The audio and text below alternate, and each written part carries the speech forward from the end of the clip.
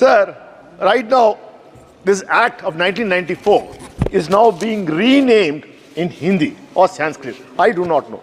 I only request the Honorable Young Minister, sir, you are from Telugu speaking people, state. You are proud Andhra Pradesh. Sir, you should have fought and used your might with the BJP and you should have named the act in Telugu. We would have all appreciated it and welcomed it. Because Hindi is not the national language. Hindi is one of the languages, and one thing which and India is proud to have so many languages. All languages are national languages. All, okay, yes, sir. All. So I would say we would have appreciated it, sir. You being a young and dynamic minister should have fought and made it named in Telugu. Because, in fact, see, constitutionally we are supposed to name it in English. And especially there has been some discussion on the naming of the bill also. Bharatiya Vayu Videyak. I don't see what the problem is, sir. I have calculated how many words are there in the Act. 11,643 words are there in the entire Act.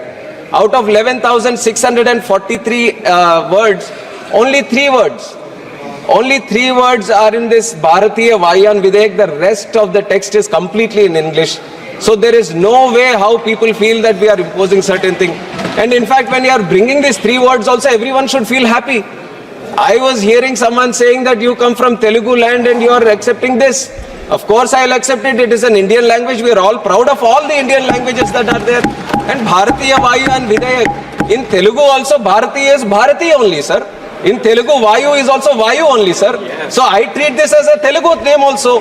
And I treat it as a Sanskrit name also. I treat it as any other Indian language. So just by bringing the name of this act, I feel that everyone should feel proud of this and not oppose the naming of the act, sir. That is one point that I wanted to ensure this. And other than this, one of the important issues that have also been raised during the speeches, one was the airfares issue, sir.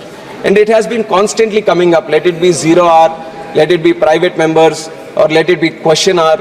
And through the bill also many members have raised this. And in fact, I've already mentioned this after taking charge as the minister also, sir, that one of my top priorities would be to make the airfares affordable and accessible to the common man of this country.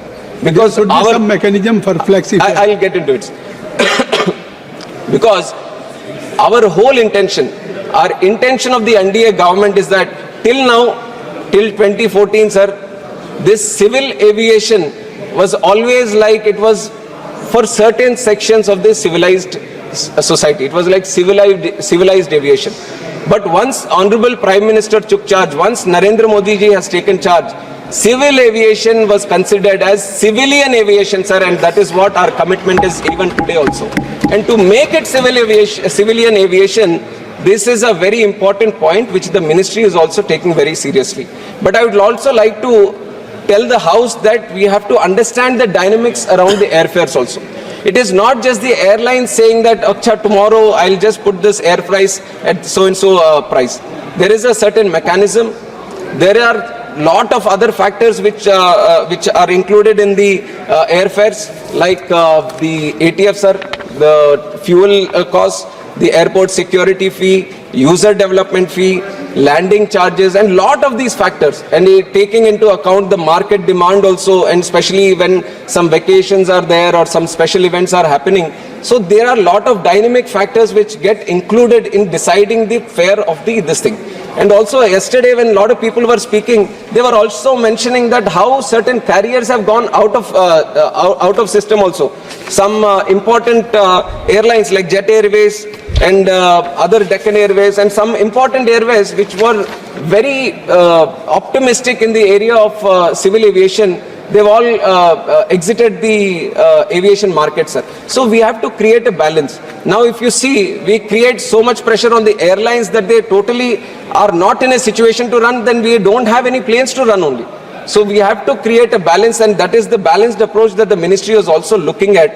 Where there is a balanced approach, the airlines also shouldn't misuse or take advantage of the position of the passenger.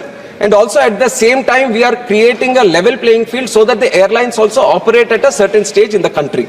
But on the directions of speakers, sir, also last time when there was a discussion on this, he said why don't you meet the airlines? And we are doing it from the ministry, sir. We are having meetings with the airlines industry, and we are trying to ensure that there is no misuse or there is no disadvantage for the passenger here. And especially I would like to mention in the House also, because a lot of people have raised this issue across the benches, sir, and even Speaker sir has also taken cognizance of this. So we are thinking, sir, of setting up an online mechanism to take in grievances from not just the MPs, from also the public.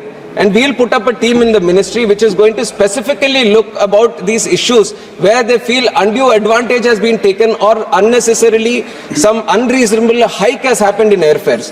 Whenever there is an issue like this, we're going to create an online system which will take care of the grievances. You can put in your grievances, and with timely response, we are going to address this one, and we are going to make sure that there is no undue advantage that has been taken by the passenger. And this much I want to tell the honorable members of this House, sir.